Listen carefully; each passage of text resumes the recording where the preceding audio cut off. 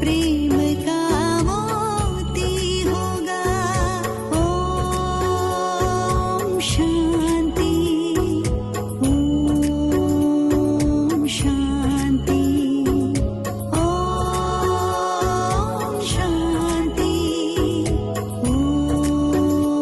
ओम शांति।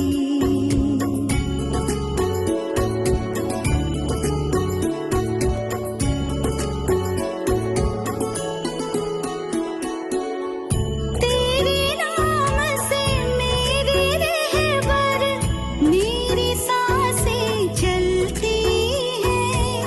तेरी बाहों में मेरे भगवन जन्नत का सुख पाते हैं, जन्नत का सुख पाते हैं। सुबह शाम बस तेरी इबादत, हर एक कष्ट खत्म होगा। तेरे ज्ञान को पाकर ही तो विश्व परिवर्तन होगा, विश्व परिवर्तन होगा। परम पिता तू इतना प्यारा, अब तुझसे मिलन होगा।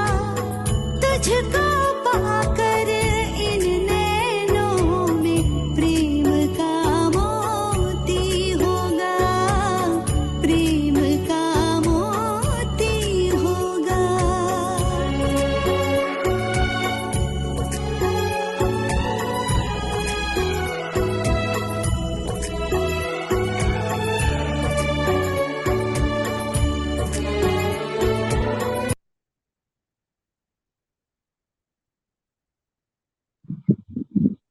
ओम शांति। ओम शांति दीदी। दीदी। ओम शांति दीदी। ओम शांति दीदी। ओम शांति। ओम शांति ओम दीदी। शांति दीदी। दीदी okay, I will just spotlight you. Okay, Om Shanti Sonia दीदी, welcome. How are Om you? Shanti. आपको याद है? सो आज दीदी रचना दीदी क्लास नहीं ले रही, तो हमारे बीच हमारी प्यारी प्यारी मीठी मीठी सोनिया दीदी है। और आई लव योर क्लासेस दीदी। मैं तो रिकॉर्डिंग सुनती हूँ, बट एक रिक्वेस्ट है, एंड में आप अच्छा सा गीत भी सुनाना प्लीज।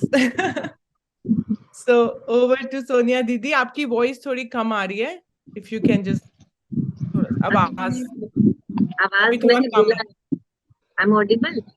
हाँ, थोड़ी सी पीछे ठीक। अब ठीक है। अब ठीक है?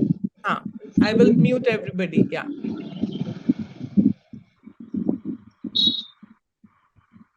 चलो, आज बड़ा अच्छा गीत बजाया, जो Thank भी you. हमारे बाबा ने अपूर्व बजाया। परम पिता को कितना प्यारा प्यारा वो होता है ना, जो कभी हमारी बात का बुरा नहीं मानता। हम कितनी भी गलतियां करें, फिर भी वो हमें उतना ही प्यार करे, जिससे हमसे कोई शिकायत ही नहीं है। और फिर बार बार जो हमें क्या करता है, रिमाइंडर Recording देता in है। progress. बार बार वो हमें रिमाइंडर भी देता है। क्या रिमाइंडर देता है? क्या रिमाइंडर देता है? बार बार एक ही रिमाइंडर है उसके पास। दीदी तुम ब्राह्मण सतयुग की आत्माएं हो, तुमने सतयुग में आना है। मुझे याद करो। पहला रिमाइंडर बाबा क्या देता है रोज, पता है? आप आत्मा हो दीदी।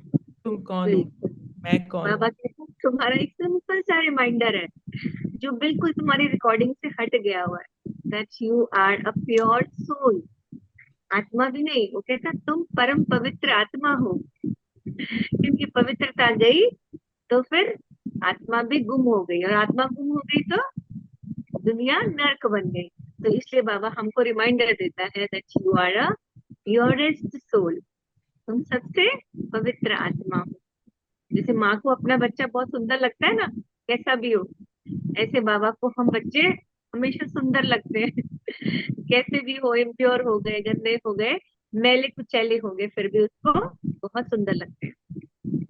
तो आज बाबा ने मीठे बच्चे कहा, फिर से मीठे बच्चे, साइलेंस के आधार पर तुम विश्व में एक धर्म एक राज्य की स्थापना करते हो। तो ये है साइलेंस का घमंड।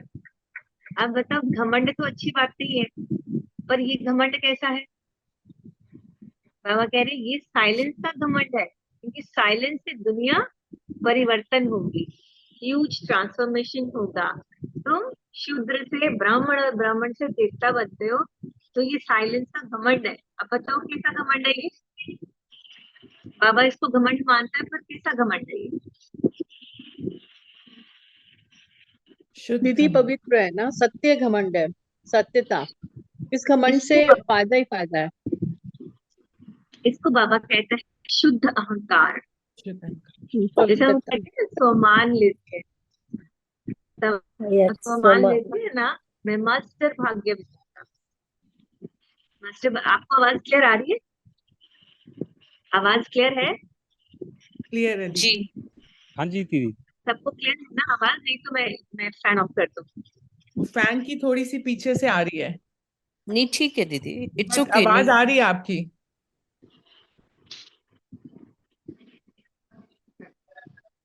चलिए, हाँ, फैन में थोड़ा शोर रहता है ना, तो आवाज इतनी क्लियर नहीं आती। अब बहुत अच्छी है, तो साइलेंस के आधार पर तुम, अब ठीक है ना आवाज?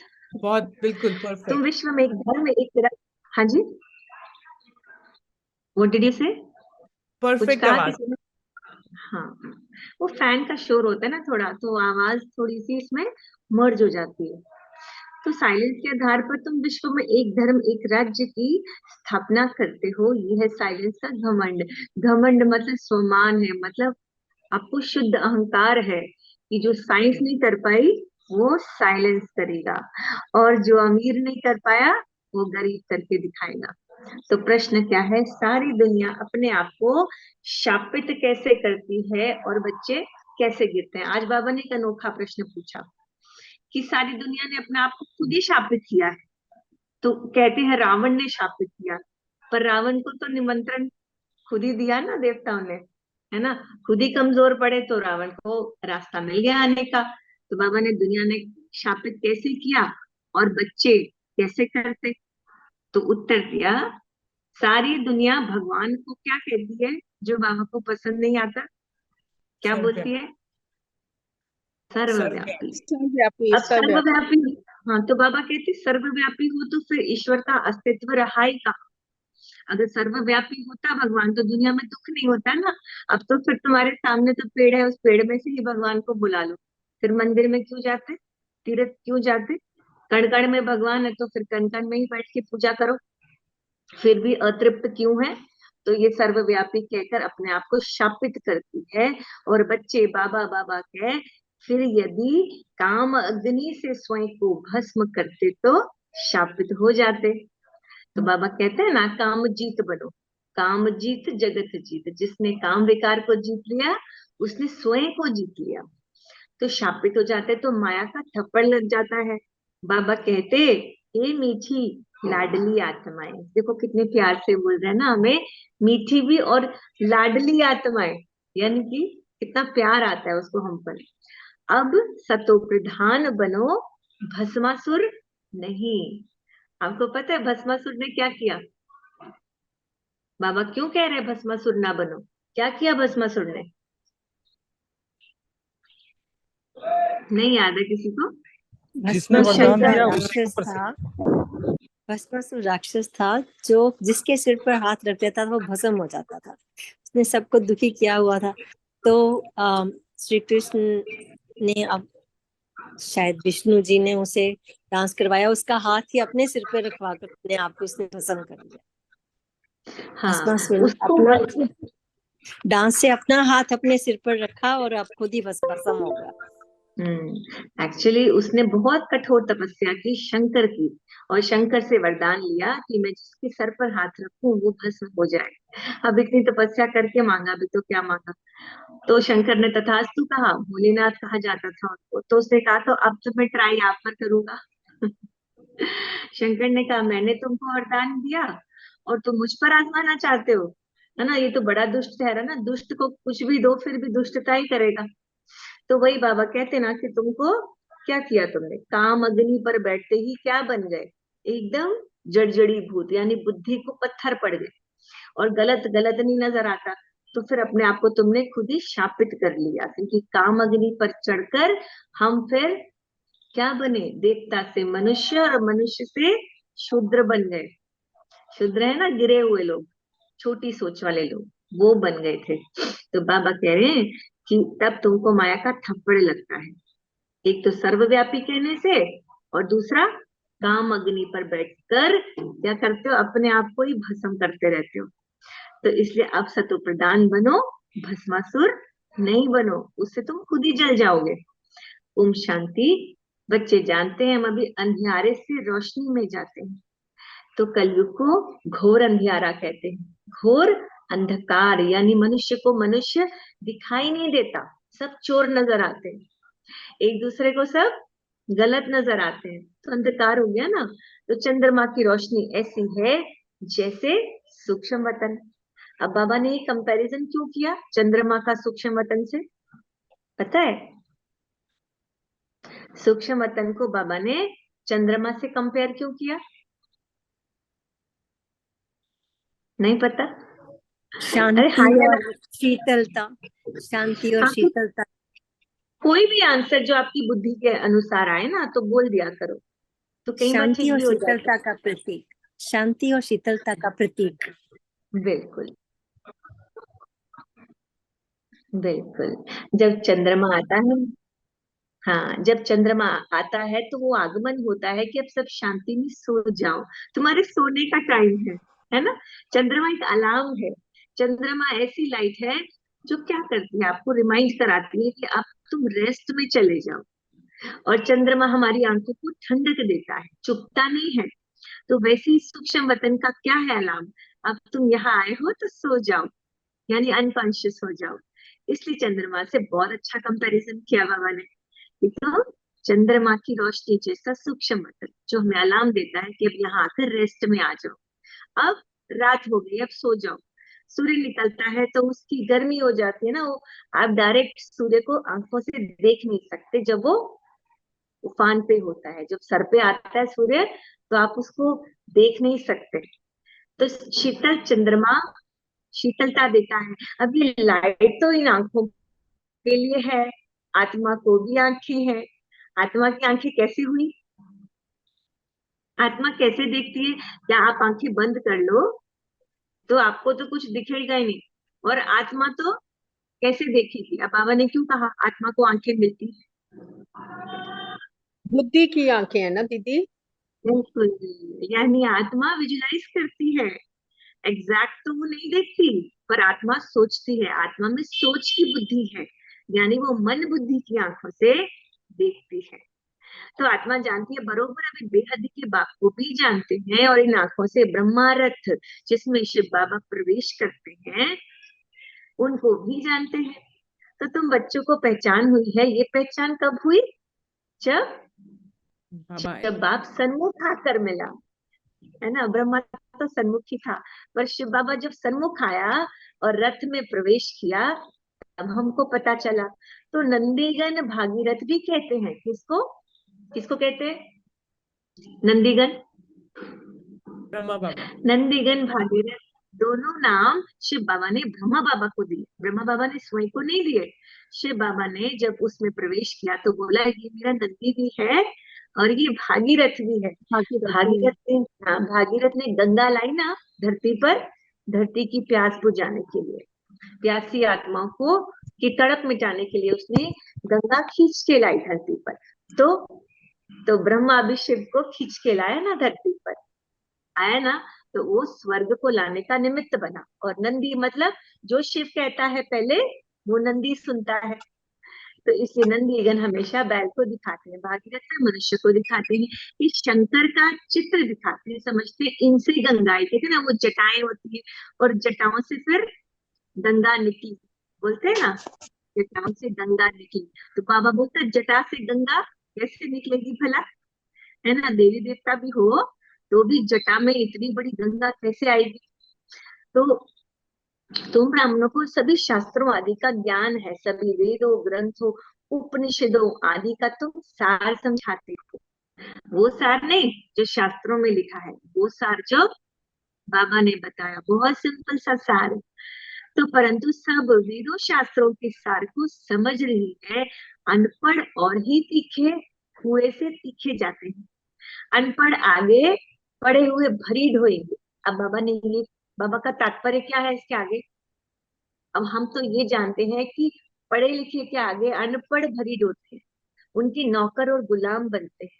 जो पढ़ लिख जाते हैं ना, तो अनपढ़ उनकी गुलाम बनकर सेवा करते हैं। पर यहाँ बाबा कह रहे हैं कि अनपढ़ के आगे पढ़े लिखे भरी ढोएंगे। वो क्यों कहा बाबा ने? ऐसा लगता है आपको? अनपढ़ के आगे पढ़े लिखे भरी क्यों ढोएंगे? कुछ भी बोल दो। दीदी उनके अंदर ज्ञान इजीली धारण धारण होता है, जो ज्यादा पढ़े लिखे नहीं होते, आई थिंक।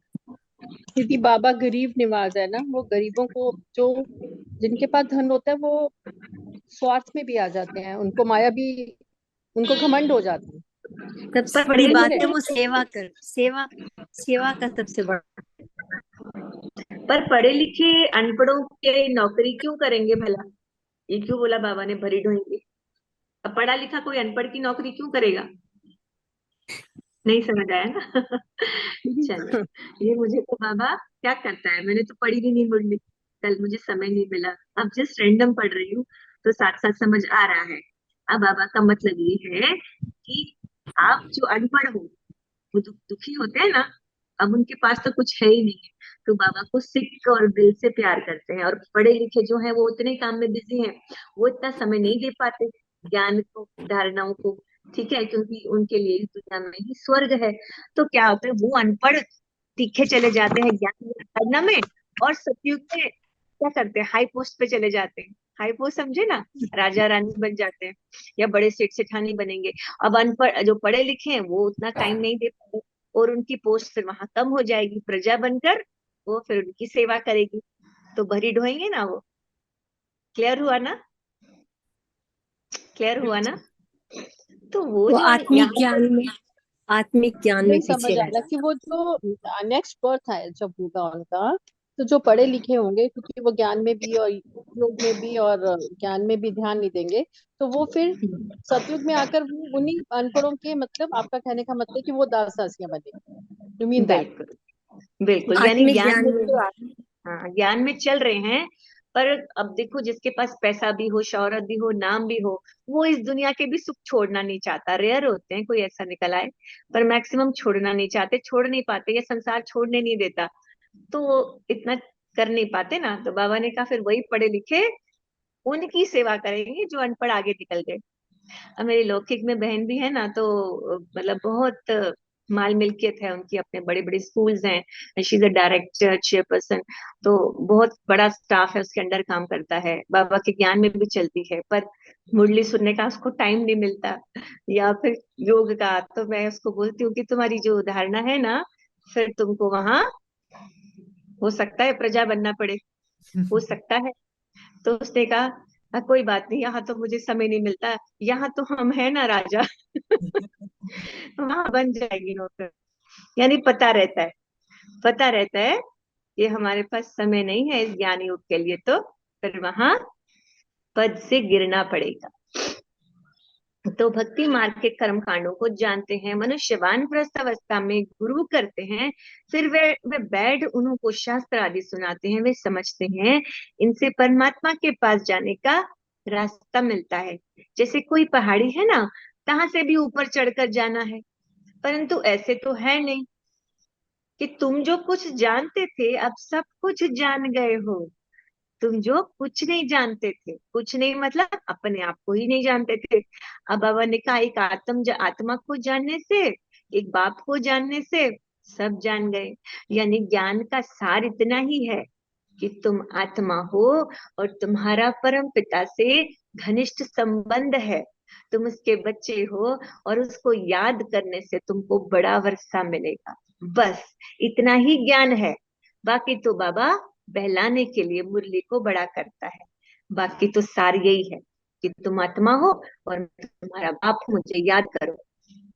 तो बाबा ने कहा जैसे कोई पहाड़ी है ना, कहाँ से भी ऊपर चढ़कर जाना है, परंतु ऐसे तो है नहीं कि तो जो तुम कुछ नहीं जानते हो सब जान गए हो।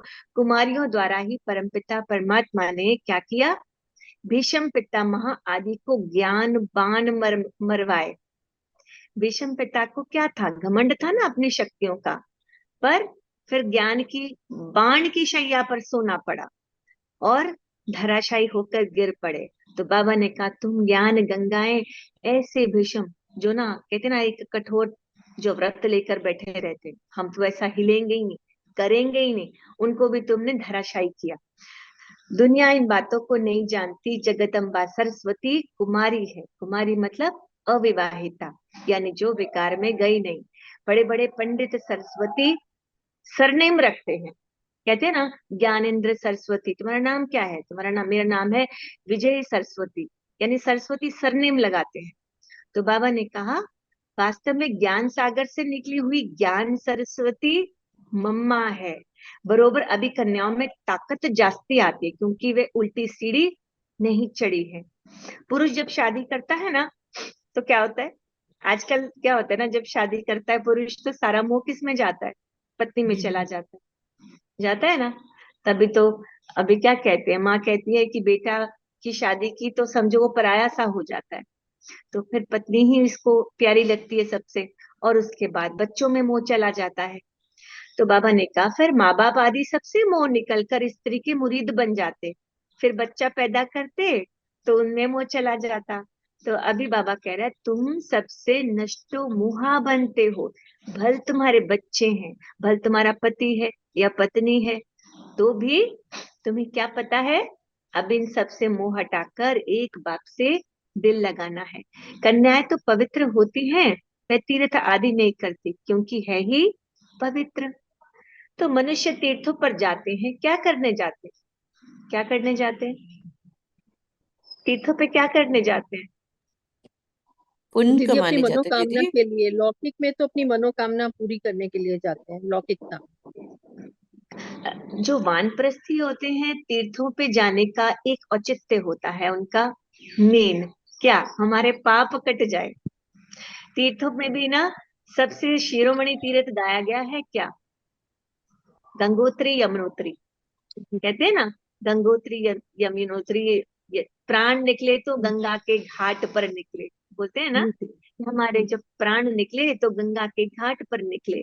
और गंगा को इतना पवित्र मानते हैं, कहते हैं कि हम मरे तो गंगा घाट पर मरे तो हमें मोक्ष मिल जाएगा। तो कुछ ना कुछ बाबा ने कहते कि तीर मारा फिर गंगा निकली, कुछ ना कुछ गौमुख आदि बनाकर रखते हैं। तो बाप बैठ समझाते हैं बच्चे तुम आत्मा हो, अपने को आत्मा समझ मुझे याद करो, वे बाप भी है और सदगुरु भी है। मंदिरों में श्री कृष्ण के पाँव दिखाते हैं ना, कई मंदिरों में सिर्फ पैर दिखाते हैं, श्री कृष्ण के पैरों से अमृत बनता है।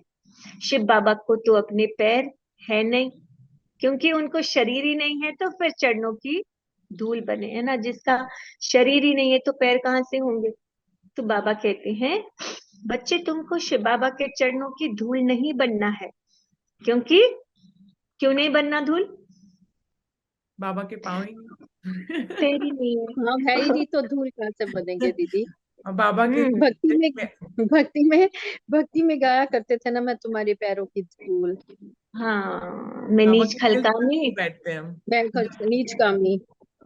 नीच मंदिरों में भी खलकामी। दीदी वो क्योंकि आरती थे में ना भी है।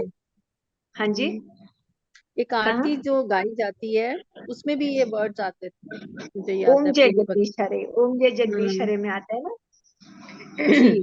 तो उसमें कहते हैं कि मैं नीच खलकामी कृपा करूं भरता। तो ऐसा नहीं है, हमने भी ये आरतियां बहुत गाई है मंदिरों में। घर में भी ना जो मैंने अपना सेपरेट पूजा रूम बना रखा था, तो घर में मेरा मंदिर अलग होता था।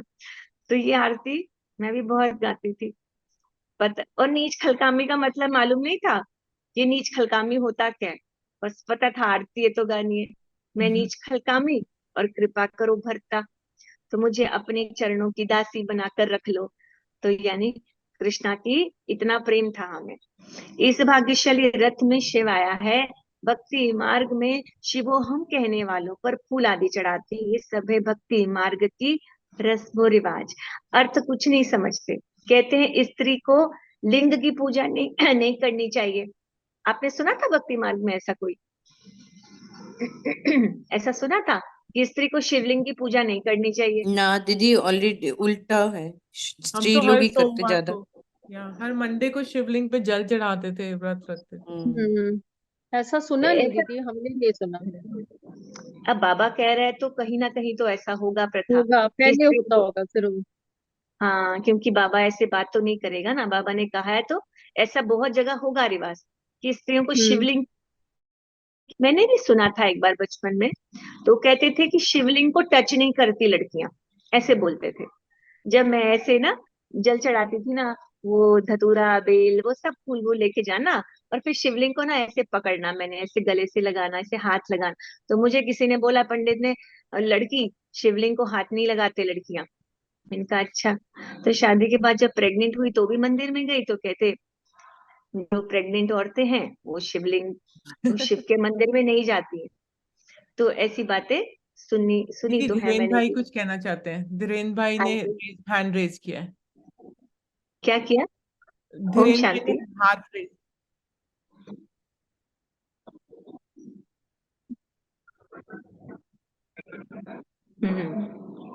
हाँ।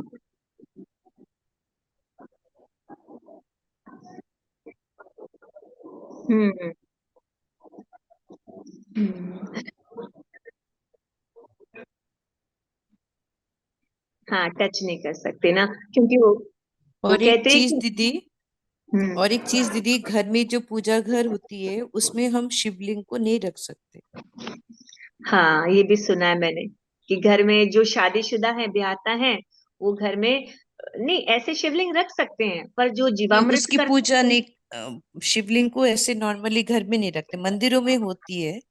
हाँ, कहते हैं जो जीवादान वाला शिवलिंग होता है वो घरों में नहीं रखा जाता। जो ब्याहता है, जो गृहस्थी हैं, उन्हें नहीं रखना चाहिए।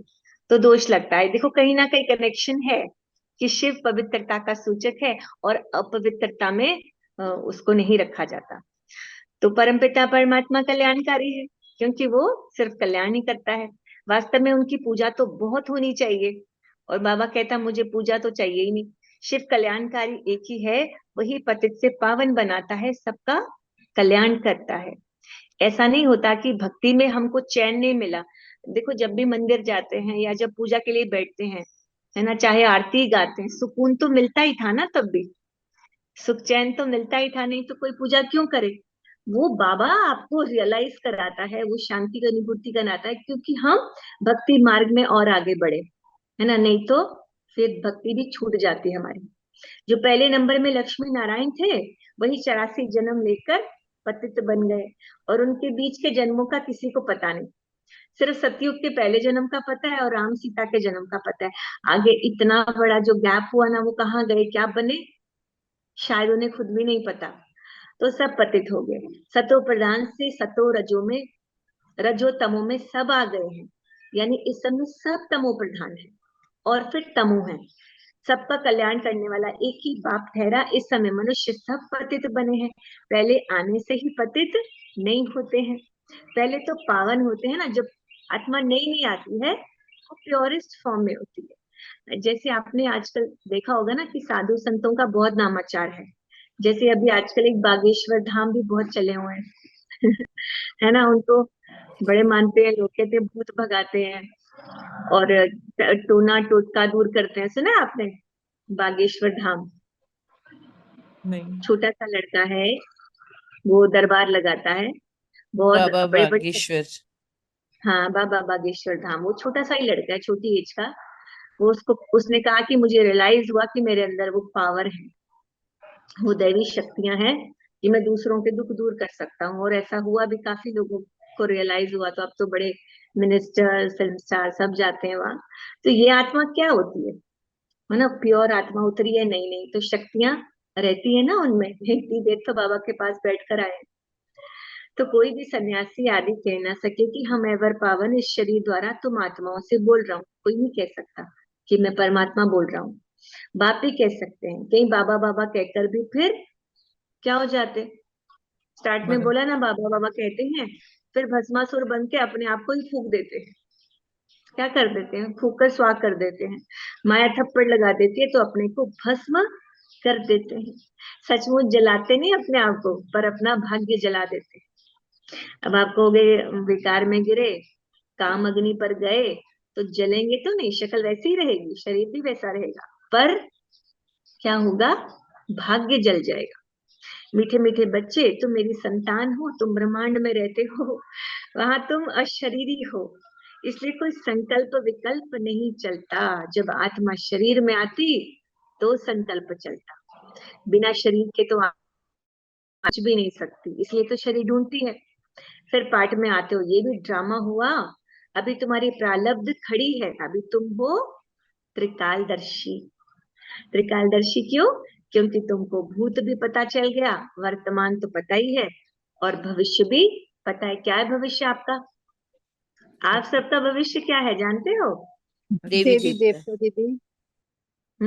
सिर्फ देवी देवता नहीं, लक्ष्मी। सतयुगी देवी देवता। देवी देवता तो त्रेता में भी है, तो आपने सिर्फ देवी देवता नहीं बनना है, आपको सतयुगी देवी देवता बनना है। सतयुग उसमें के भी देवी देवता। सतयुग के देवी देवता, वो भी श्रेष्ठ। नौकर या प्रजा नहीं, वो पंखा चलने वाला नहीं। क्या बनना है? जब पुरुषार्थ में ढीलापन आए ना, तो अपने आप को देखना, मैं पंखा झल रही हूँ तो कैसी लगूंगी। वो राजा के पास खड़ी रहती है ना दासियां, पूरा दिन पंखा लेकर, है ना। वो आलसी अलबेलेपन की क्या है, प्रारब्ध है, जो बहुत आलसी अलबेलेपन हो जाते हैं, ज्ञान में आते ही फिर दाढ़ना ही नहीं करते, वो पंखा झलते हैं, वहां पे पूरा दिन खड़े रहते हैं। तो सोचना कि अगर मैं अभी ये आलस करूंगी या बाबा के साथ लॉयल नहीं रहूंगी ना, तो फिर ऐसा पंखा पकड़ना पड़ेगा मुझे हाथ पे, या माली बनकर फूलों की काट छाट करनी पड़ेगी। वो रूप देखा फिर कैसा लगेगा। तो फिर कभी रानी का देखना, रानी बनने के लिए क्या चाहिए मुझे। तो समझो, कोई यहाँ से संस्कार ले जाते हैं, फिर इमर्ज होते हैं, तो उस अनुसार शक्ति सेना में आकर दाखिल हो सकते हैं।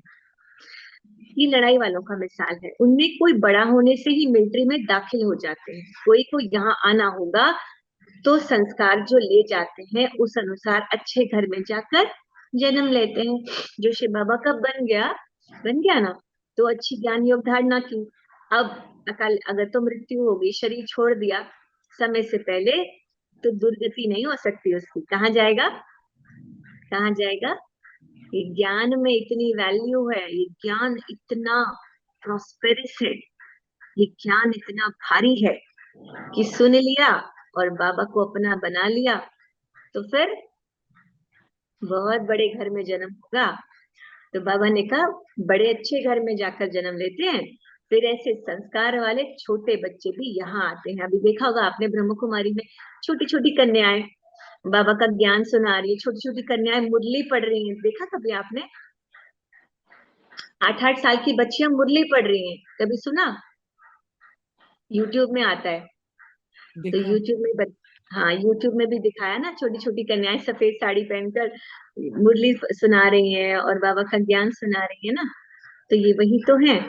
फिर स्वर्ग में नया जन्म लेंगे तो यहाँ के संस्कार खत्म हो जाएंगे, फिर राजधानी के संस्कार आएंगे। कैसे? रॉयल। तो प्रारब्ध भोगने के लिए कहाँ की? रॉयल्टी की। ये संस्कार मर्ज हो जाते हैं। कई बच्चों का बड़ा लव रहता है तो वे आत्मा देखकर खुश होती है, परंतु ऑर्गन्स छोटे होने के कारण बोल नहीं सकते। अब एक कोई है बहुत ही बाबा का बच्चा है, तो अब ना संस्कार तो अच्छे ही गए हैं, अच्छे घर में पैदा हो गई, पर ऑर्गन छोटी है ना, वो एक्सप्रेस तो नहीं कर पाएगी आत्मा, भले ही वो बहुत अच्छा फील कर रही है।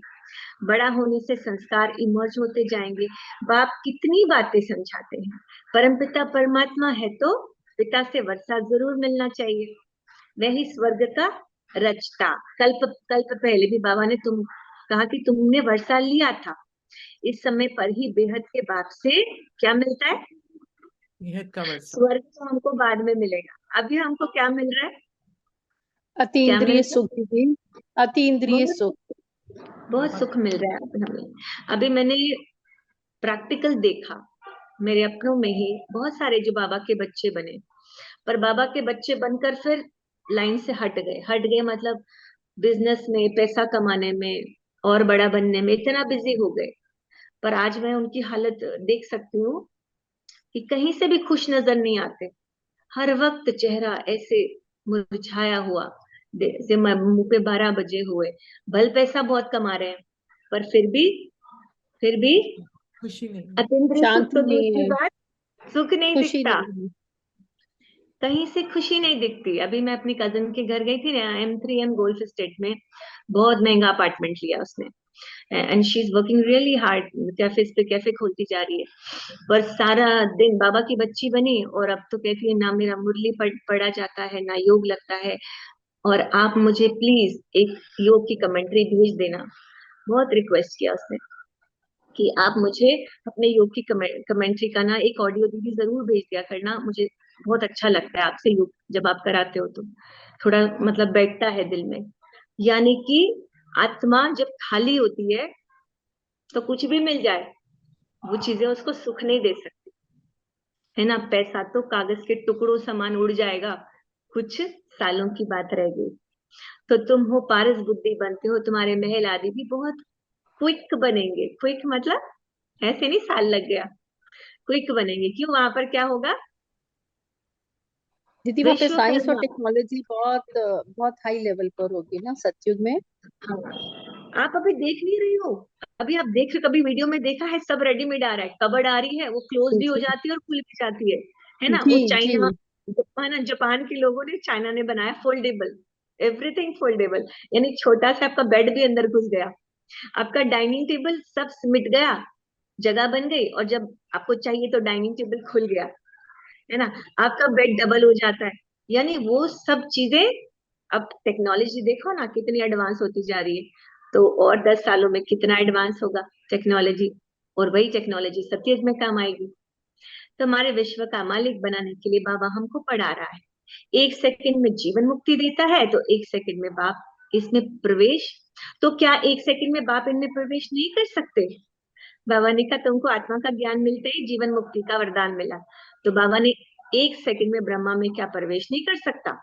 1 सेकंड में आत्मा यहाँ से लंदन, अमेरिका आदि में जाए जन्म लेती है।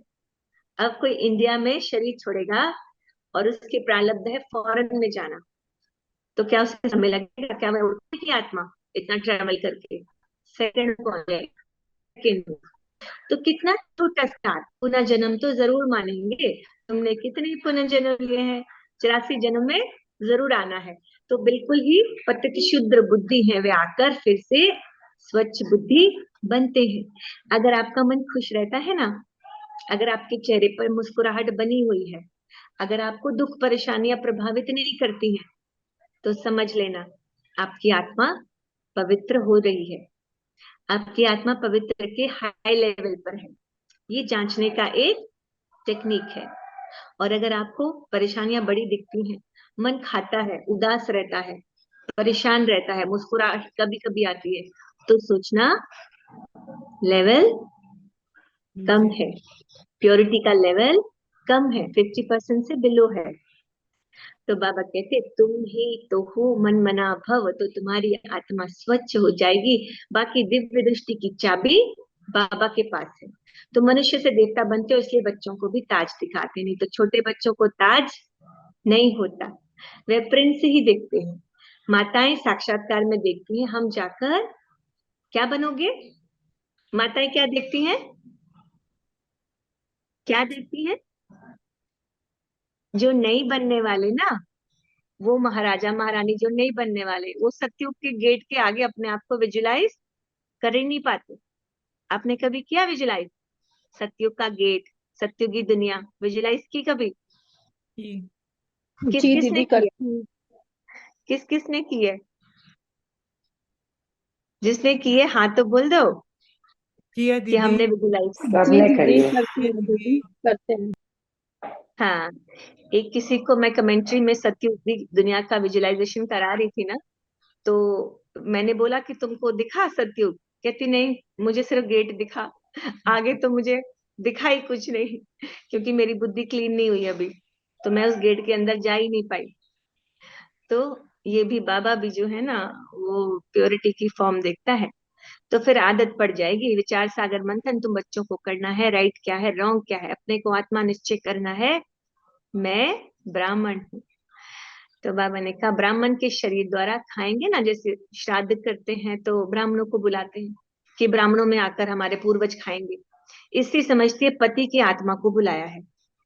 पति की आत्मा को बुलाया है, किसको स्त्री में प्यार होता है, जब उनकी आत्मा को बुलाते हैं तो समझते हैं अब इनको क्या सौगात दें, फिर उनको अंगूठी या फुल्ली पहना देते हैं, यानी छल्ला, फुल्ली को छल्ला बोलते हैं, छल्ला पहना देते हैं।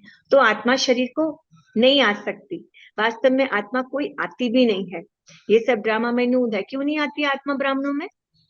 अब आपने ब्राह्मण बुलाए और किसी स्त्री का पति चला गया, तो वो खाना खिला रही है ब्राह्मणों को, अब वो पति की आत्मा क्यों नहीं आएगी उसमें? क्यों नहीं आएगी?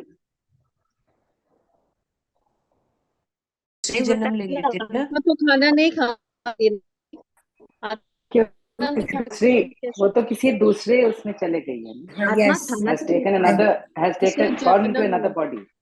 बिल्कुल, देखो मस्ट कई हैव बार ऐसा टेकन अ होता है बर्थ। ना, कई बार ऐसा होता है, इविल सोल्स होती है ना, जिनको बहुत खाने का, पहनने का, घूमने का, ऐशो आराम में जीने का बहुत मन होता है, और किसी कारण वो शरीर छोड़ देती है, तो वो अपनी उस तृप्ति के लिए शरीर ढूंढती है। अब आत्मा तो खाएगी नहीं, पर आत्मा ही तो फील करती है कि मैंने खाया। वो आत्मा फिर ऐसा शरीर ढूंढती है जो कमजोर हो और जो ऐसे ही ऐशो आराम के लिए का आदी हो, फिर उसमें प्रवेश करने में कामयाब हो जाती हैं और फिर वो सारे सुख लेती हैं, फिर निकल भी जाती है, क्योंकि लगातार रह नहीं सकती किसी के शरीर में, यानी आनंद भोगती हैं, फिर निकल जाती हैं, फिर बार बार घुसती हैं, फिर निकल जाती हैं। ये पार्ट बाबा ने कहा अब अंत में बहुत चलेगा, अंत में ये पार्ट इविल सोल्स का बढ़ेगा, इसलिए अपना ऑरा हमें बहुत बढ़ाने की जरूरत है। अब हमारा ऑरा होगा तो कोई इविल सोल टच नहीं कर पाएगी हमारे घर को, हमारे बॉडी को। वास्तव में ब्राह्मणों को कोई तो नौकरी, दीदी वो ऐसी आत्माएं जो होती हैं वो किसी भी लेकिन वो भी जो जिनके अंदर एंटर होती हैं तो वो भी वीक सोल्स होती होंगी ना, क्योंकि अगर बहुत उच्च किस्म की सोल है, जैसे ब्राह्मण परिवार है या जिनको ज्ञान है, या ऐसी सोल के अंदर ऐसे शरीर में तो नहीं घुस पाएंगे वो, जो बाबा नहीं के साथ है। देखो कई बार ऐसा भी होता है कि ब्राह्मण बने हुए बच्चों के अंदर भी इविल सोल का प्रवेश हो जाता है, उसका एक कारण है। बाबा ने कहा कि या तो आपने विश्व सेवा बहुत की है, तभी तो बाबा कहता है ना विश्व के ग्लोब पर खड़े होकर सकाश का दान दो, तो वो देने से उन आत्मा को भी फील होती है वो शांति की किरणें, तो वो आपको माफ कर देती हैं। पर कहीं ना कहीं कारण वो ब्राह्मण बने तो हैं, पर वैसा उन्होंने अपना औरा नहीं बनाया, वैसी पवित्रता धारण नहीं करी है ना, और उनका हिसाब किताब है उन आत्माओं से। जब तक उनसे हिसाब किताब नहीं है हमारा, वो आत्माएं हमारे शरीर में प्रवेश करके दुख नहीं देती हैं। जो भी आत्मा प्रवेश कर रही है दुख देती है, क्यों? क्योंकि हिसाब किताब उसे चुकता करना है, उसे बदला लेना है, तो हिसाब किताब चुकता करने के लिए ही इविल सोल का प्रवेश होता है। या हो सकता है पिछले जन्म में कोई संबंध हो, उससे उसने दुख दिया हो और वो बदला ले ना पाया हो, तो इस तरह से वो बदला लेते हैं। अब तुम समझ गए हो, हम सारी सृष्टि के आदि मध्य अंत की नॉलेज को जानते हैं। दिन प्रतिदिन तुमको गुह्य राज सुनाता हूँ, अंत तक ये नॉलेज धारण करनी है, पिछाड़ी में जाकर तुम्हारी कैसी होगी कर्मातीत अवस्था। कर्मातीत अवस्था माना हर कर्म में एक बाबा याद रहेगा, कर्म याद नहीं रहेगा, बाबा याद रहेगा। कौन अच्छी रीति योग लगाते हैं, रुद्रमाला में जाते हैं, मम्मा बाबा तो प्रसिद्ध है, फिर भी है नंबरवार, पास विद ऑनर्स को फुल मार्क्स मिलते हैं, वे सजा आदि कुछ नहीं खाते हैं। जिन्होंने चाहे लास्ट आया पर फास्ट चला गया तो उनकी सजाएं खत्म हो जाती है ना, कहते हैं मैं बहुत देर से आया पर दिन में 18 घंटे बाप की याद में रहा, हर कर्म में याद रहा, पुण्य कर्म कर रहा है, तो फिर वो पुराने वालों से आगे निकल गया। तो उनका मान बहुत है, हमेशा 9 रत्न गाए जाते हैं, 8 नहीं, 4 की जोड़ी हो जाती, बाकी है एक बीच में बाप। वे लोग तो अर्थ को नहीं समझते, जिस जो डायरी वे बना देते हैं। जैनी लोग कितना हठी योग करते हैं, जैनियों में भी प्याज लहसुन नहीं खाते हैं ना, वो बहुत पवित्र खाना खाते हैं और हठ योग करते हैं। बाल निकालते हैं, ये तो हिंसा हो गई। वे सन्यास तो दुख देने वाला है, यानी कष्ट देकर सन्यास करना, तो बाबा ने कहा हिंसा हो गई, तो तुमको तो कुछ भी नहीं करना पड़ता है, तुमको तो टेम्पटेशन देकर तुमसे विकार का सन्यास कराते हैं। टेम्पटेशन क्या है? क्या टेम्पटेशन दे रहे हैं बाबा? 21 जन्मों का वर्षा दीदी, सतयुग में आना। स्वर्ग का लड्डू दिखा रहे हैं ना बाबा रोज रोज। उसको पता है कि बिना कोई चीज, जब बच्चों को कोई लालच देते हैं तो बच्चा वो काम करता है। कहते हैं ना, आपको चॉकलेट मिलेगा बेटा, आप फर्स्ट होके दिखाओ, आपको घड़ी मिलेगी, आपको साइकिल मिलेगी, फुल मार्क्स लेके दिखाओ, है ना। तो फिर अभी हम है कहाँ, कलयुग में है ना। तो फिर जब कोई टेम्पटेशन होता है तो उत्साह बढ़ जाता है ना। तो ऐसे ढीले पड़ जाएंगे बच्चे। तो सन्यास करा रहा है विकारों का। ये नॉलेज भी तुम्हारे सिवा और कोई में है नहीं। बरोबर चलाते जन्म का चक्र लगाया, अभी पे आते हैं।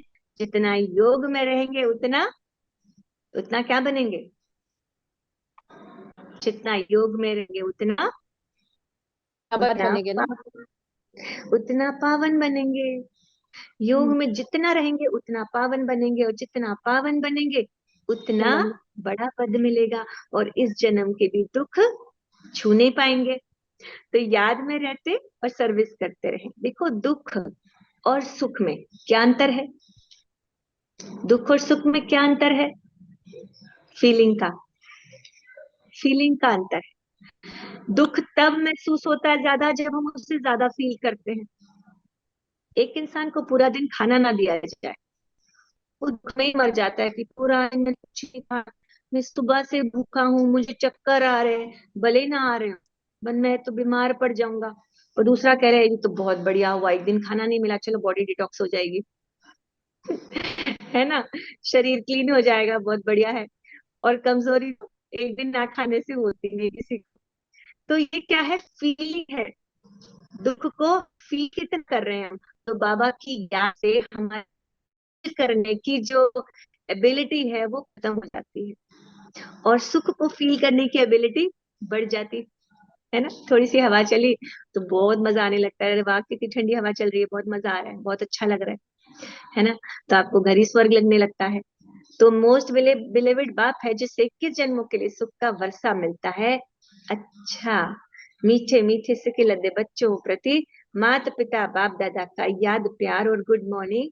रूहानी बाप की रूहानी बच्चों को नमस्ते।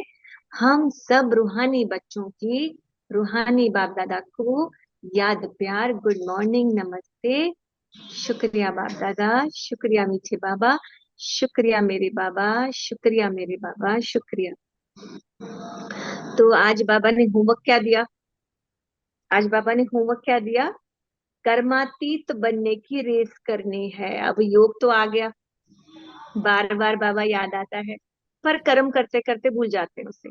तो कर्मातीत बनने की रेस करनी है। अच्छा फल प्राप्त करने के लिए क्या करना है? अच्छा फल प्राप्त करने के लिए याद में रहकर सर्विस करनी है। सर्विस कौन सी?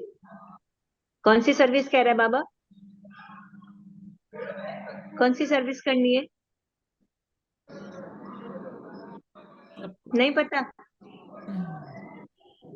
सबको बाबा का दीदी अब परिचय। धारण करके औरों को भी बनाना है अपने जैसा। हाँ, इतना सोचना पड़ गया आपको इसके लिए। हम्म। ठीक है। दीदी कर्मातीत ये यानी हर बताना कर्म। कि वो जो बाबा ने आज का ना 9 रत्न तो मालूम है, वो 8 जो होंगे, 5 भी डॉनर आत्माएं 8 है, और जो 35 है वो रुद्रमाला में अच्छी रीति से जो योग लगाते हैं। मतलब 4 की जोड़ी बताइए ना, 8 का मतलब 4 की जोड़ी। बिल्कुल। अब आज धारणा में कह रहे हैं कि कर्मातीत हर में मुझे याद करने की रेस करो। रेस करो मतलब रेस में आएंगे तभी तो भागेंगे। और अच्छा फल प्राप्त करना है तो याद में रहकर सेवा करो। यानी एक तो ईश्वर को याद करो, तब दूसरों को ज्ञान सुनाओगे तो तीर जल्दी लगेगा। दूसरा, स्वच्छ बुद्धि वालों का संग करके स्वच्छ बनना है। बाप के गुणों को स्वयं में धारण करना है। स्वयं को कभी भी श्रापित नहीं करना है। स्वच्छ बुद्धि जो आपको भगवान की तरफ ले जाए, जो विकारों में ले जाए, उनका संग नहीं करना हमें अभी। स्वच्छ बुद्धि जो हमें ज्ञान से आगे बढ़ाए, जो हमारा अशुद्धता, हमारा शुद्रपना छुड़ाए, उनका संग करके स्वच्छ बनना है। बाप के गुणों को स्वयं में धारण करना है। बाप का गुण क्या है? बाप का गुण हमेशा दिन में याद करो। क्या है मेरे सदा बाप का कल्याण, गुण? सदा कल्याणकारी। कल्याणकारी और सुखकारी सुख। और शांति का दाता, विकारों से लड़ने की शक्तियां हमें देने वाला, शक्तियों का दाता, सफलता देने वाला दाता सर्व और शक्ति, प्रेम का सागर, यानी सबसे प्रेम करता है, निश्चल निस्वार्थ प्रेम और सर्व वरदान शक्तिमान, देने वाला, वरदान। वरदानों का दाता। ये सारे उसके गुण हैं। जब हम उनका उसका गुण याद करते हैं ना, तो वो गुण हम में आ जाते हैं। जैसे आपने गुलाब जामुन को याद करो, मुंह मीठा हो जाएगा। गोलगप्पा याद करो तो मुंह में पानी आ जाएगा। अभी तो कंट्रोल है हमारा, जिनका नहीं है खाने पे कंट्रोल, जैसे गोलगप्पा बोलोगे ना ऐसे करेंगे खट्टा, मतलब मुंह में पानी आ गया, है ना। अब कोई बोले आज क्या बन रहा है, भटूरे छोले, भटूरे छोले, मुंह में आ गया उसी समय। अरे वाह, भटूरे छोले बनेंगे, तो वो टेस्ट उसी समय फील करते हैं हम। तो ये एक पावर है, ये पावर है। जो नाम आता है वो फीलिंग हमारे अंदर इनकलकेट हो जाती है। तो बाबा के गुणों को याद करेंगे तो वो हमारे अंदर गुण आएंगे, इनकलकेट हो जाएंगे।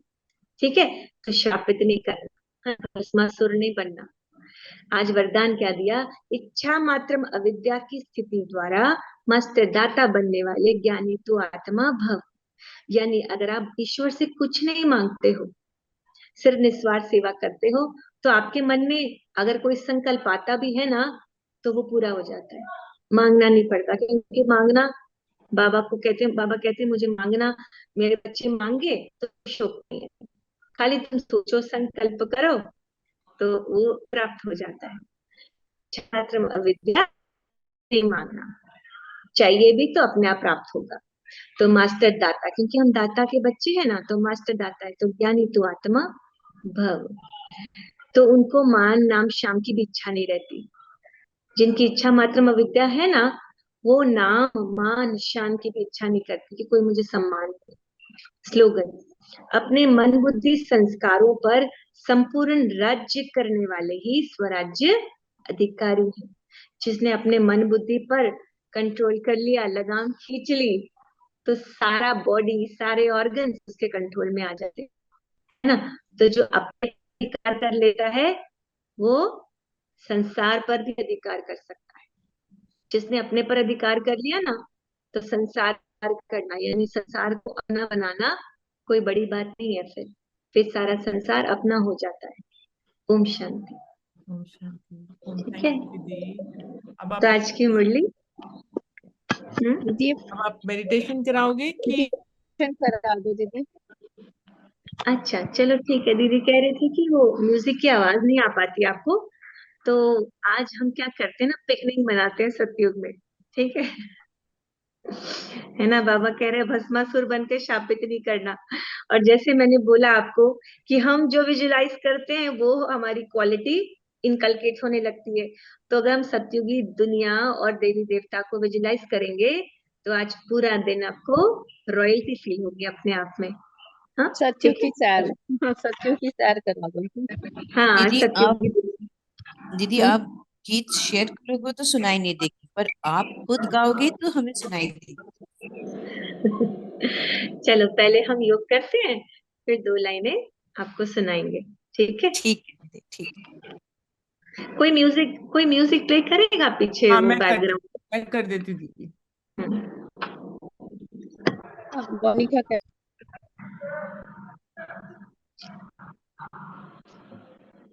ओ सॉरी, गलत हो गया।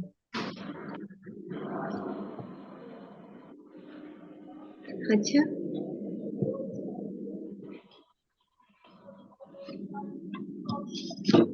म्यूजिक टर्न ऑन हो गया। हाँ जी दीदी, आ रहा है आवाज? हाँ आ रहा है। चलो अब अपनी सीट बेल्ट बांध लेते हैं ना, यानी इस दुनिया से अब हमको आज विदाई लेनी है, कुछ टाइम के लिए भूलना है।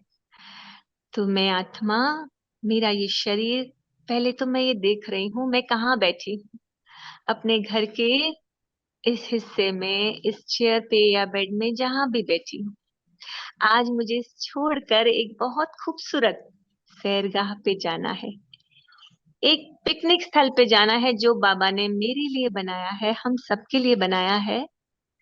तो मेरा ये शरीर एकदम मोम की तरह पिघलकर धरती के अंदर समा गया और रह गई मैं केवल चमकता बिंदु, शिव बाबा की प्यारी लाडली आत्मा, जो आज बाबा ने मुझे कहकर बुलाया, मीठी लाडली आत्मा। अब मैं अपने आप को देख रही हूँ कि मैं चमकता स्टार अब उड़ चली अपने प्राणनाथ शिव बाप के पास, चंद्रमा की तरह शीतल, रेस्ट का इशारा देता मेरा सूक्ष्म वतन। अब मैं उड़कर सूक्ष्म वतन 1 सेकंड में अपने बाप के पास पहुंच गई। लाल प्रकाश की दुनिया में मेरा बाबा मुझे अपने मन बुद्धि की आंखों से इशारा करके बुला रहा है। मैं एक छोटे बच्चे की तरह भागती हुई अपने मीठे बेस्ट फ्रेंड प्यारे शिव बाबा के पास जाकर गले लगी और कहा, बाबा, जो आपने मुझे प्यार दिया, जो आपने मुझे संभाला, जब मैं बहुत दुखी थी तो सिर्फ आपने मुझे निकाला, मुझे उस दलदल से, उस दुख की दुनिया से, या इस नर्क के कुंभी पार मेले से आपने मुझे बुलाया। आओ बच्चे, आओ, आओ मेरे पास, मैं तुम्हें सुख दूंगा, तुम जो चाहो वो दूंगा।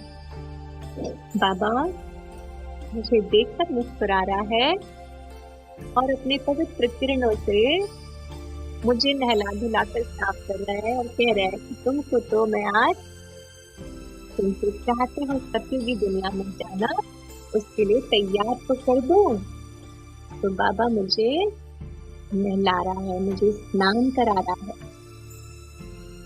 मैं छोटे बच्चे की तरह, जो शिव मेरा बाप भी है, माँ भी है, पवित्रता का स्नान कर रही हूँ। बहुत तेज लेजर किरणें मुझ पर पड़ रही हैं, तीव्र गति से आकर मेरे अंदर जो सारा विकारों का कचरा है वो सब पिघल के बाहर निकल रहा है। मेरे अंदर जो भी मृग तृष्णा के कण हैं वो सब निकल रहे हैं। मेरे भीतर जो भी अशुभ संकल्प है सब निकल रहे हैं। मेरा आलस्य, अलबेलापन, व्यर्थ संकल्प सब बाहर निकल रहे हैं। बाबा की शक्तिशाली किरणें मुझे बहुत शक्तिशाली बना रही हैं। अब मीठे बाबा ने कहा, तुम रेडी हो अपनी सतयुगी सतरंगी दुनिया में जाने के लिए। तो बाबा मुझे अपने साथ ले गए वहां घुमाने को। अब मैं आई, वहां मुझे सतयुग का बहुत सुंदर गेट दिखा, एकदम गोल्डन, और उस पर विभिन्न प्रकार की मणियां चमक रही हैं, हरी, लाल, नीली, बहुत सुंदर डायमंड उस पर जड़ित हैं। तो मैं और बाबा उस गेट के भीतर प्रवेश करते हैं। वो गेट खुलता है हमारे लिए। अब आसमान से मैं नीचे देख रही हूँ, देवी देवता इतने सुंदर कपड़ों में नजर आ रहे हैं। सबके सिर पर डबल ताज है, सबने इतनी सुंदर सुंदर गाउन्स पहने हैं, साड़ियां पहनी हैं, लंबे केश हैं, कईयों के गोल्डन, कईयों के काले, कईयों के भूरे। हाँ, इतने सुंदर तेजोमयी चेहरे, सबके चेहरे पर मुस्कुराहट है, सब एक दूसरे को देखकर हंस रहे हैं, सब एक दूसरे को दिव्य दृष्टि से देख रहे हैं। तो मेरे प्रिय बाबा ने मुझे भी देवी का एक सुंदर कॉस्ट्यूम ऑफर किया। और मुझे पहनाया और कहा इसमें प्रवेश करके तुम आत्मा अब नीचे उतरो। मैंने कहा बाबा आप भी चलो ना। तो बाबा ने कहा मैं तुम्हें ऊपर से देखता रहूंगा। तो जैसे गेट पर एक माँ छोड़ने आती है अपने बच्चे को, उसे निहारती है, ऐसे बाबा मुझे भी निहार रहा है। और मैं एक सुंदर सी कॉस्ट्यूम में, मेरा बहुत सुंदर था, मेरे मनपसंद रंग का गाउन पहना है मैंने, बाबा ने जो दिया।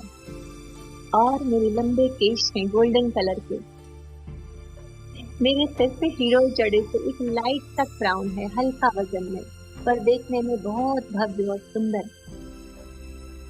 और मेरी आभा एकदम तेजोमय, बड़ी बड़ी आंखें हैं, यानी मेरे पैर भी एकदम कोमल है, हाथ भी बहुत सुंदर है। और मैं जाती हूँ अंदर तो सारे देवी देवता मुझे देखकर मंद मंद मुस्कुरा रहे हैं। आओ सखी, चलो हम इस बगीचे में जाकर कान्हा के साथ रात करते हैं।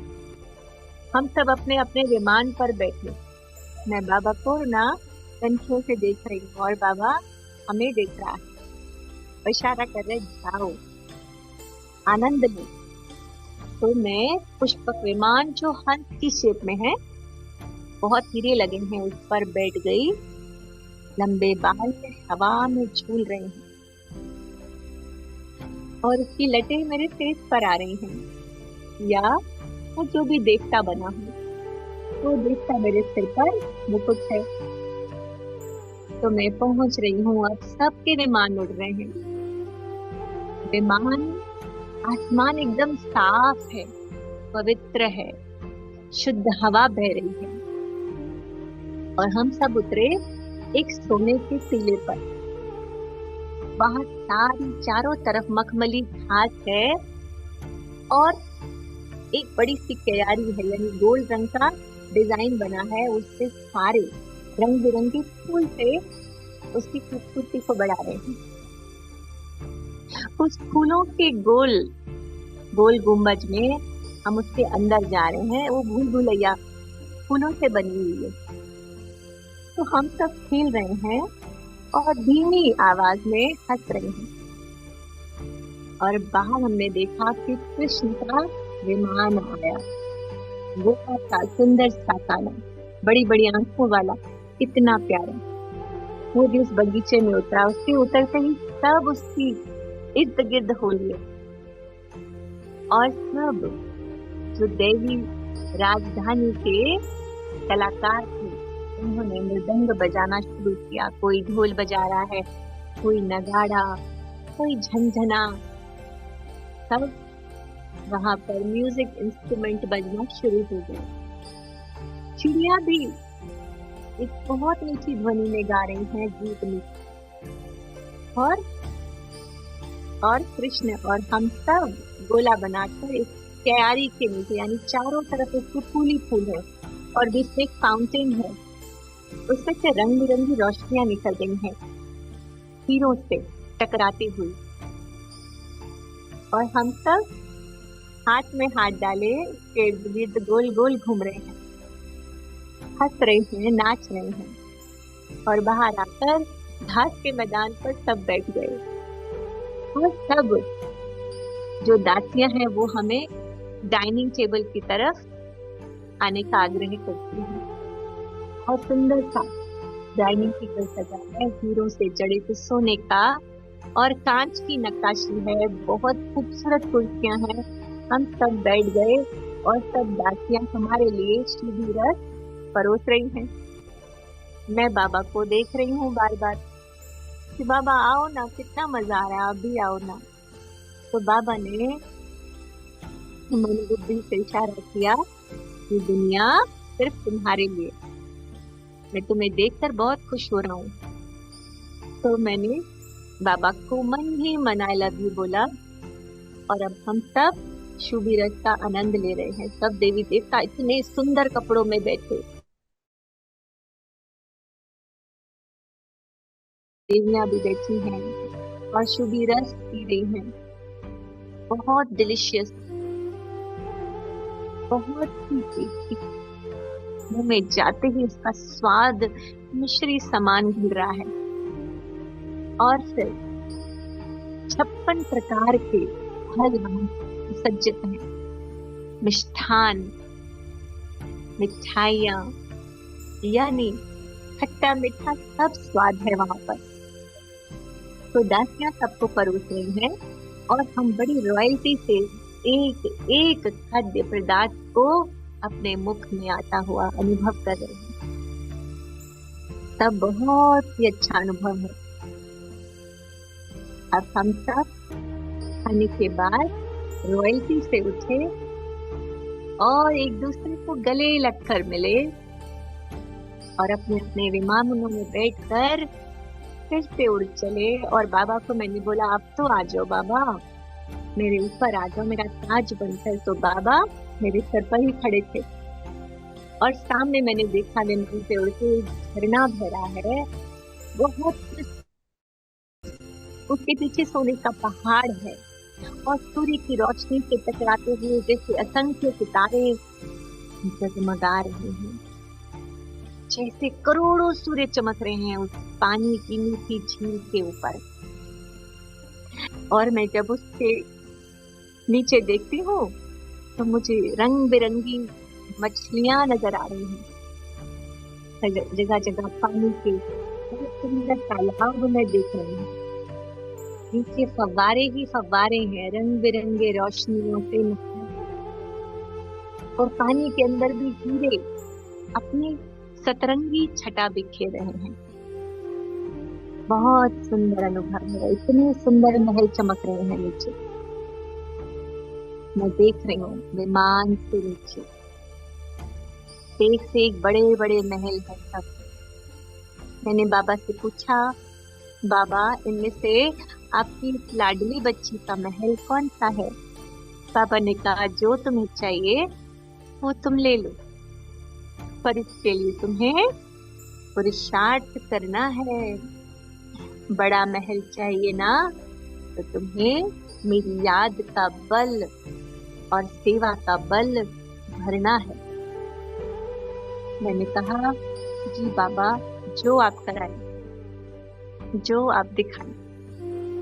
पर मेरा बाबा इतना सुंदर चमक रहा है, एकदम ऑरेंज कलर की किरणें इतना खूबसूरत दिखा रही हैं मेरे बाबा को। और नीचे मैंने सफेद रंग का गाउन पहना है, बहुत खूबसूरत, परियों जैसी।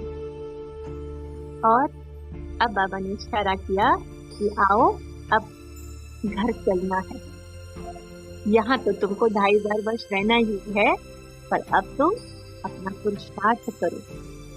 मैंने इस दुनिया को निहारा और कहा, हे दुनिया सतयुगी, मैं जल्द आऊंगा, मेरा इंतजार करना, मेरा बाबा मुझे जल्द यहाँ भेजने वाला है। इस खूबसूरत दुनिया से विदा लेते हुए मैंने वो शरीर वहीं छोड़ दिया और चमकती, अब तो मैं और भी चमक रही हूँ। उस दैवी रूप से बाहर निकलते मुझ आत्मा का स्वरूप एकदम रॉयल, एकदम क्रिस्टल क्लियर था। ऊपर मेरे बाबा मुझे गोद में उठाकर ले गए और फिर बाबा ने कहा, अब अपने स्थान पर जाकर सेवा करो। तो बाबा मुझे नीचे ले आए, धरती से नीचे। मुझे अच्छा तो नहीं लग रहा था वापस आना, पर मेरे बाबा की आज्ञा है कि अभी तुम्हें कुछ साल अपने पुरुषार्थ से ये प्रारब्ध पानी है ना, तो जाना पड़ेगा। तो मैं नीचे उतर आई और बाबा ने फिर मुझ आत्मा को, मेरा जो शरीर पिघल के धस गया था, फिर से हाड़ मास का शरीर बनकर इस सीट पर बैठ गया और मैं आत्मा बाबा की आज्ञा से फिर से प्रवेश करती हूँ। अब मैं देख रही हूँ मेरे अंदर का अंधकार मिट गया। मेरे शरीर के अंदर जो अंधकार था, बिल्कुल सारे अंग जो कमजोर हो चुके थे, वो बाबा की शक्तियों से फिर से शक्तिशाली हो रहे हैं। मेरा ब्लड एकदम साफ हो रहा है उस शक्ति से। मेरी हड्डियां, मेरी मांसपेशियां, लिवर, किडनी, एक एक अंग को मैं देख रही हूँ मेरा लिवर, मेरा स्टमक, मेरे intestine, bones, muscles, gall bladder, lung, एक एक पर बहुत शक्तिशाली किरणें रिफ्लेक्ट हो रही हैं और सब डिटॉक्स हो रहे हैं, सब पवित्र हो रहे हैं और मुझे स्वस्थता का अनुभव हो रहा है। अब मैं एकदम बिल्कुल न्यू फील कर रही हूँ अपने आप को। खून भी साफ और शरीर भी डिटॉक्स हो गया है मेरा। अब मुझे आत्मा से जो बाबा की लेजर किरणें पूरे बॉडी से बाहर निकल रहा है, चारों दिशाओं में फैल रहा है। मेरे चारों तरफ बाबा की शक्तिशाली किरणें मेरे शरीर और प्रकृति को जा रही हैं, सर्व दुखी आत्माओं को जा रही हैं, सब इस सुख को फील कर रहे हैं। मेरा घर मेरे बाबा का दिया पवित्र हो रहा है। सुख और शांति का यहाँ वास है। कोई दुख की लहर यहाँ आ नहीं सकती। मैंने बाबा को दिल से धन्यवाद दिया। शुक्रिया बाबा, आपने हमें क्या से क्या बना दिया। आप मुझसे कहीं शुद्र ही रह जाते बाबा। इसलिए मन की आंखों से या आंखों की नमी से भी थैंक यू मेरे मीठे बाबा। हम सब की तरफ से आपका बहुत बड़ा शुक्रिया। बाबा मुस्कुराते हुए देख रहा है। ओम शांति, ओम शांति, ओम शांति। ओम शांति। ओम शांति दीदी। ओम शांति। बहुत अब अच्छा। ये नहीं कहना कि ओम शांति दीदी। ओम शांति दीदी। ओम ये शांति। नहीं कहना कि किसी को अनुभव नहीं हुआ सत्युग का। सबको हुआ है ना? जी या दीदी। जी, हुआ है हाँ ना? जी दीदी। सत्युग हाँ का जी तो दीदी, बहुत अच्छा होता है दीदी। सबने बहुत कुजीन अच्छा ट्राई लगा। की वहाँ की? कुजीन ट्राई की वहाँ की? सभी ने हाँ कुजीन जी, खाई ना वहाँ पर? हाँ जी, हाँ यस यस, अलग बहुत अच्छा लगा। अलग अलग अलग जी, तरह बहुत के अच्छा। हाँ मॉकटेल थे वहाँ पर, मुझे तो नजर आए। जी कीवी फ्रूट भी नजर आया वहाँ पर, और मीठा आम भी नजर आया। मेरे को भी दीदी फील हुआ, बहुत दीदी फील हुआ। एक एडिशन थी, जब हम पुष्पक विमान में बैठते हैं तो सीट बेल्ट लगानी है। अरे वहां जरूरत नहीं है सीट बेल्ट की। पता क्यों? क्योंकि वहां आत्मा इतनी शक्तिशाली है, हादसा हो नहीं सकता वहां पर। तो वहां पर रिक्वायरमेंट नहीं है सीट बेल्ट की। हवा में इस उड़ भी कल नहीं सकते। हाँ, लेकिन मन संकल्प बुद्धि। से चलेंगे ना पुष्पक विमान। एक बारी गुलजार दादी का सुना था कि संकल्प से चलेंगे, ब्रेक भी नहीं है उसमें। कोई ब्रेक नहीं है। अब जैसे मन किया रुक जाओ तो विमान रुक जाएगा, पर एक बटन तो होता है वहां पर जिससे वो ऑन ऑफ होता है। तो बाकी हम उसको बोलते हैं कि यहाँ ले चलो, तो विमान वहां पहुंच जाता है। यहाँ लैंड करो, तो देखो कितनी हाई टेक्नोलॉजी है ना। चलो एक गाना रियलाइज करते हैं, छोटा सा 2 लाइन गाती हूँ, क्योंकि एक बहन ने बड़े प्यार से बोला था। तो ये गाना बहुत मुझे मेरे दिल के पास है, मुझे आंसू भी आ जाते हैं सुनकर। ठीक है, तो मन ही मन आप भी गुनगुनाना। ठीक है, मन ही मन गाना ये भी। कहाँ मिलेगा बाबा ऐसा, सतयुग में तेरा प्यार। कहाँ मिलेगा बाबा ऐसा, सतयुग में तेरा प्यार। भले हीरो के महलों में होंगे, भले हीरो के महलों में होंगे, सुख के अति भरमार हो, सतयुग में तेरा प्यार। कौन सुनाएगा मुरली वहाँ, बाबा बिना दिल लगेगा कहाँ। कौन सुनाएगा मुरली वहाँ, बाबा बिना दिल लगेगा कहाँ। कौन करेगा तेरे सिवा बाबा, कौन करेगा तेरे सिवा बाबा, रोज हमें श्रृंगार हो, सतयुग में तेरा प्यार कहाँ मिलेगा बाबा ऐसा, सतयुग में तेरा प्यार। अभी तो बाहों में झुलाते हो, मीठी मीठी गोद झुलाते हो, रहेगा याद हमें हर पल बाबा, रहेगा याद हमें हर पल बाबा, तेरा प्यार दुलार हो, सतयुग में तेरा प्यार कहाँ मिलेगा बाबा ऐसा, सतयुग में तेरा प्यार हो, सतयुग में तेरा प्यार। भले ही रोके महलों में होंगे सुख की अति भरमार हो, कहाँ मिलेगा तेरा प्यार। वंडरफुल दीदी। दीदी आपने ब्यूटीफुल तो दीदी, सतयुग के दर्शन बहुत करा अच्छी, दिए। यस बहुत बढ़िया। Yes Om very Shanti. दीदी Om Shanti Shanti. You are Om blessed. आपने बात पूरी सैर करा दी हमें। Thank you Thank Sonia you, दीदी, थैंक यू मोनिका दीदी। thank you, thank thank you, you, thank thank you बाबा, thank you Monica. Thank you you बाबा, मोनिका दी। प्लीज थैंक यू, धीरेन भाई। थैंक ये यू एक रिकॉर्डिंग सेंड कर थैंक देना you so please. Much. Thank you Dhiren भाई, मुझे भी रिकॉर्डिंग भेज देना। अच्छा, ओम शांति दीदी। आप चलो मैं दीदी को बोलूंगी। ठीक है, थैंक यू। ओम शांति, खुश ओम रहो, ओम स्वस्थ रहो। शांति दीदी। ओम शांति दीदी।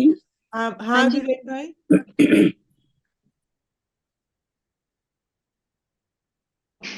मैंने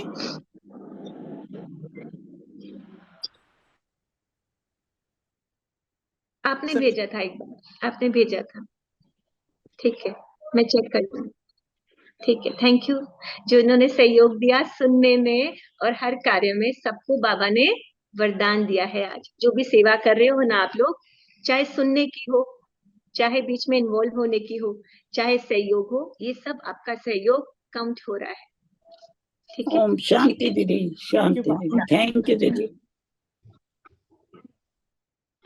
हाँ भेज देंगे। ठीक है, ओके। दीदी ये देख लो ना, मैं एंड कर दूं मीटिंग धीरेन भाई? जी मोनिका। हाँ जी, ओम शांति। Recording stop.